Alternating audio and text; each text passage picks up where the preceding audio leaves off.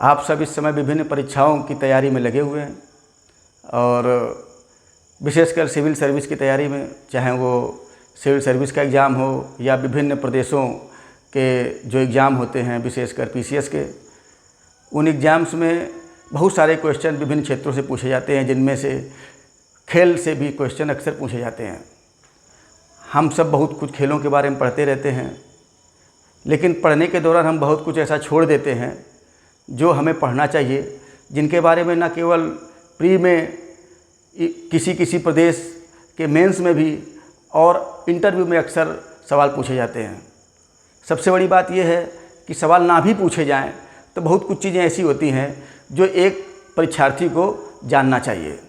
निश्चित रूप से उनको जानना चाहिए, भले वो कंपटीशन में पूछे जाएं या ना पूछे जाएं, क्योंकि बहुत सारी चीज़ें ऐसी हैं बहुत सारी जानकारियाँ ऐसी होती हैं विभिन्न विषयों के बारे में जो आपके अंदर आत्मविश्वास पैदा करती हैं, जो आपको ये बताती हैं कि वास्तव में हमें क्या पढ़ना चाहिए और क्या हमें नहीं पढ़ना चाहिए। जैसे कि अगर हम खेलों में ले लें तो हम जानते हैं कि खेलों में सबसे महत्वपूर्ण जो आयोजन होता है वो होता है ओलंपिक। आज वास्तव में 1990 के बाद जो एक ग्लोबलाइजेशन वर्ड चला है, वैश्वीकरण का, कहा जा रहा है कि विश्व एक पूरे गांव में बदला जा रहा है। भले ही वैश्वीकरण हमारे लिए नया हो, लेकिन अगर हम देखें तो खेलों के माध्यम से विश्व को एक परिवार बनाने का प्रयास बहुत पहले से ही शुरू हो गया था। हम जानते हैं कि जो ओलंपिक खेल हैं इनका इतिहास बहुत पुराना है, और फिर भी हम बहुत ज़्यादा डिटेल में ना जा कर के अगर हम मुख्य विषय पर आएँ तो ये माना जाता है कि जो ओलंपिक खेल हैं वो 776 बीसी में शुरू हुए थे। जो ओलंपिक खेल हैं वो 776 बीसी में शुरू हुए थे, बहुत दिनों तक चलते रहे, और ये कहा जाता है कि 394 ईस्वी में रोम के सम्राट थियोडोसिस ने इन खेलों पर प्रतिबंध लगा दिया। क्यों प्रतिबंध लगा दिया? जबकि खेल बुरी चीज़ तो है नहीं, खेलों का महत्व तब भी था और आज भी है। उन्होंने इसलिए प्रतिबंध लगा दिया कि वो इन खेलों को मूर्ति पूजा से जोड़ते थे, और मूर्ति पूजा से जोड़ते हुए उन्होंने इन खेलों पर प्रतिबंध लगा दिया।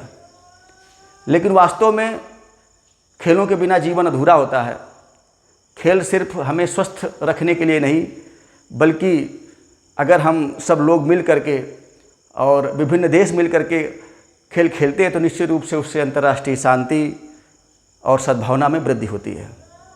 इसीलिए फ्रांस के एक अभिजात वर्गीय या कुलीन वर्गीय व्यक्ति थे, जिन्हों कहा जाता है, पूरा नाम था इनका बैरो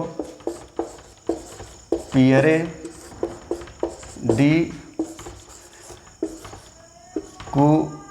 कुवर्तेन, या कुवर्तेन भी लिख देते हैं, एक ही बात है ये। कहीं कहीं किताबों में आपको कुवर्तेन भी मिल जाएगा, एक ही बात है ये। इन्होंने खेलों के माध्यम से विश्व में शांति, स्थिरता, सद्भावना बढ़ाने के लिए प्रयास शुरू किया। वो ये भी मानते थे कि खेलों के माध्यम से युद्धों को रोका जा सकता है, और इन्हीं के प्रयासों से सबसे पहले 1894 में इंटरनेशनल ओलंपिक कमेटी की स्थापना की गई। कब की गई? 1894 में। और इसी कमेटी को ये जिम्मेदारी सौंपी गई कि वो ओलंपिक खेलों का आयोजन करें। तो इस कमेटी के द्वारा पियरे दी कुवर्तेन के प्रयासों से आधुनिक ओलंपिक की शुरुआत 1896 में ग्रीस या यूनान के एथेंस में हुई। कहाँ से हुई? यानी सबसे पहले आधुनिक ओलंपिक खेलों का आयोजन कहाँ किया गया? एथेंस में किया गया। और कब किया गया? 1896 में किया गया। और इसके बाद प्रति 4 वर्ष पर इन खेलों का आयोजन होता रहा। यानी फिर 1900 में हुए, फिर 1904 में हुए। लेकिन हम देखेंगे कि प्रथम विश्व युद्ध और द्वितीय विश्व युद्ध के कारण 1916 में, 1940 में और 1944 में ओलंपिक खेलों का आयोजन नहीं हो सका। क्यों नहीं हो सका? क्योंकि विश्व युद्ध छिड़ा हुआ था। अब विश्व युद्ध के कारण परिस्थितियाँ ऐसी नहीं थीं कि विभिन्न देशों के बीच में ओलंपिक का आयोजन शुरू किया जा सके, क्योंकि युद्ध और खेल संभवतः साथ साथ चल भी नहीं सकते थे। और इसीलिए इन 3 वर्षों में ओलंपिक खेलों का आयोजन नहीं हो सका। अब आते हैं हम ओलंपिक के बारे में कुछ और महत्वपूर्ण बात बताते हैं जो अक्सर हम लोग जानते हैं या जानते हैं तो ध्यान नहीं देते हैं। जैसे मन में प्रश्न आता है कि आखिरकार इनको ओलंपिक खेल ही क्यों कहा जाता है, इनका और कोई नाम क्यों नहीं दिया गया? तो वास्तव में ये खेल खेले जाते शुरू में खेले गए ओलंपिया पर्वत पर। कहाँ खेले गए? ओलंपिया पर्वत पर खेले गए। और ओलंपिया पर्वत पर खेले जाने के कारण ही इन खेलों का नाम ओलंपिक पड़ गया। ओलंपिया पर्वत पर खेले जाने के कारण इनका नाम पड़ा ओलंपिक। दूसरी महत्वपूर्ण बात यह है कि जैसे कि 4 वर्ष पर ओलंपिक का आयोजन होता रहा। एक महत्वपूर्ण बात आपको और बताएं ओलंपिक के बारे में। जैसा कि आज हम जानते हैं कि कोई भी प्रतिस्पर्धा होती है ओलंपिक में तो 3 प्रकार के पदक दिए जाते हैं, स्वर्ण पदक, रजत पदक और कांस्य पदक। लेकिन एक महत्वपूर्ण तथ्य आपको बताऊं कि शुरू में जब ओलंपिक का आयोजन हुआ तो विजेता को रजत पदक दिया जाता था। क्या दिया जाता था? रजत पदक, यानी स्वर्ण पदक नहीं दिया जाता था। सबसे पहले 1904 के सेंट लुई ओलंपिक में, किस ओलंपिक में? सेंट लुई में जो ओलंपिक आयोजन हुआ, इसी ओलंपिक में सबसे पहले हम 3 पदक आपको दिए गए, यानी सिल्वर मेडल, गोल्ड, विजेता को गोल्ड, उप विजेता यानी दूसरे स्थान पर रहने वाले को रजत पदक और तीसरे स्थान पर रहने वाले को कांस्य पदक दिया जाने लगा। ये भी एक महत्वपूर्ण बात है। परीक्षा में ना भी पूछी जाए तो भी ये बात हमें जाननी चाहिए और पूछी भी जा सकती है। ऐसा नहीं है कि पूछा नहीं जाएगा, पूछी भी जा सकती है। इसके अलावा ओलंपिक के संबंध में जो अन्य बातें जानने लायक हैं कि ओलंपिक का आयोजन हमने जैसे कि बताया इंटरनेशनल ओलंपिक कमेटी करती है और इसकी स्थापना 1894 में हुई थी और उसका मुख्यालय जो है वो कहाँ है? लुसाने में है। और लुसाने कहाँ है? स्विट्जरलैंड में है। कहाँ है? स्विट्जरलैंड में है लुसाने। ठीक है। इसके अलावा हम आपको बताएं कि ओलंपिक का अपना एक आदर्श वाक्य है। चाहे ओलंपिक का आदर्श वाक्य हो, चाहे ओलंपिक का ध्वज हो, इन सब के निर्माण में आप देखेंगे कि इन खेलों को शुरू करने वाले पियरे डी कुबार्तिन की बहुत बड़ी भूमिका रही। सबके पीछे उन्हीं का मस्तिष्क था। तो उसमें ओलंपिक का एक आदर्श वाक्य भी बनाया गया और ओलंपिक का आदर्श वाक्य है सिटियस,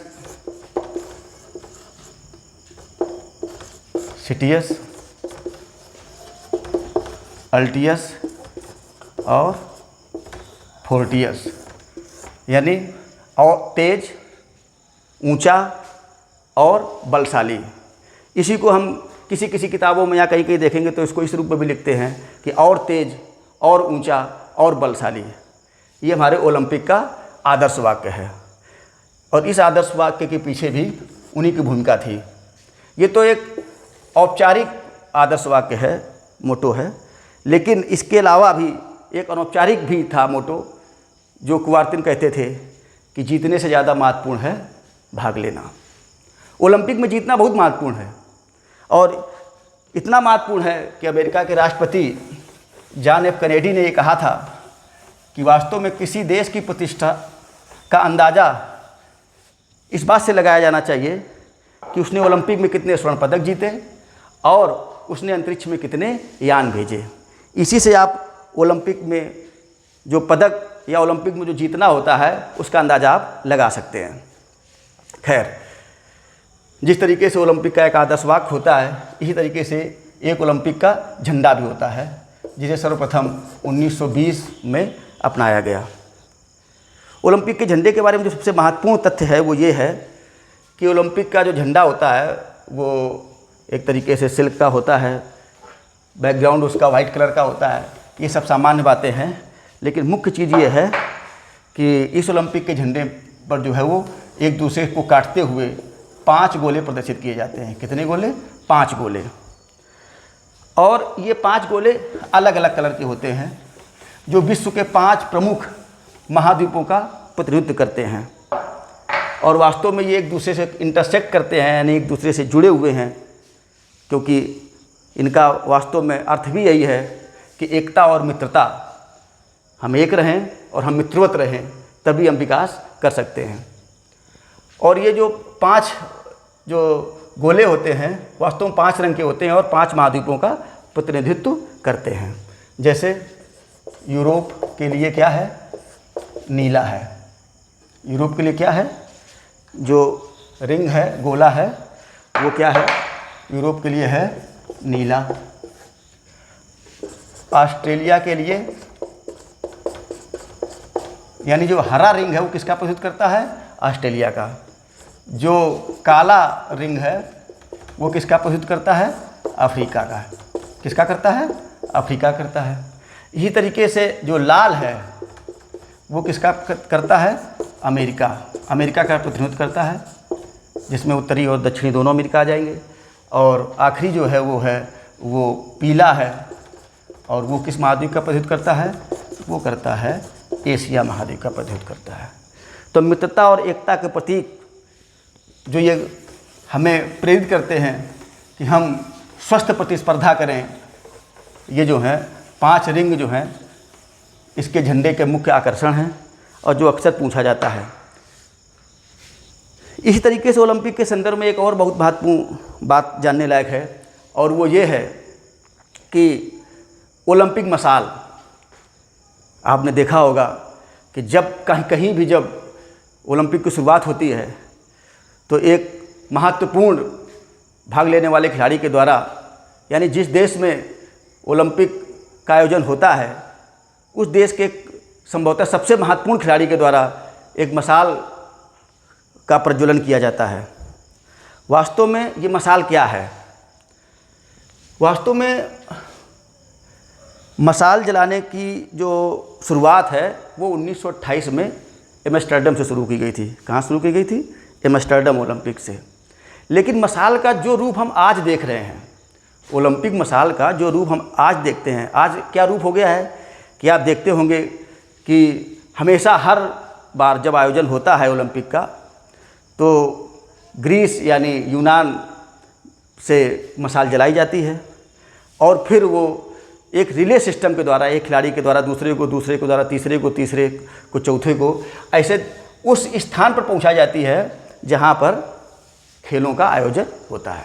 और फिर वहां जो वो मुख्य मशाल होती है, यानी कि उस जो जहां ओलंपिक का आयोजन हो रहा है वहां की मशाल, उस मशाल से फिर प्रज्वलित की जाती है।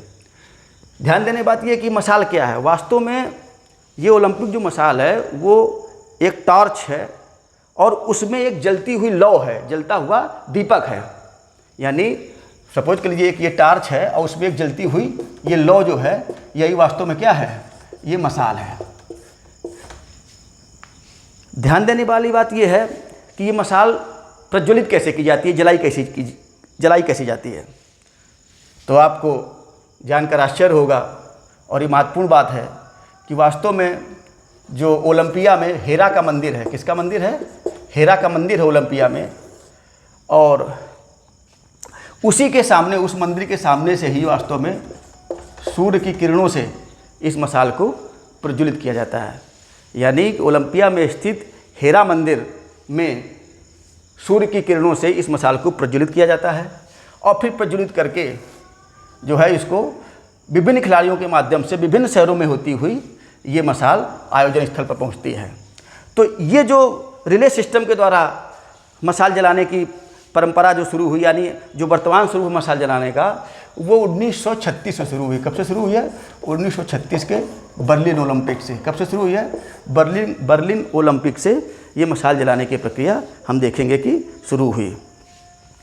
तो ये हो गई आपकी ओलंपिक मशाल।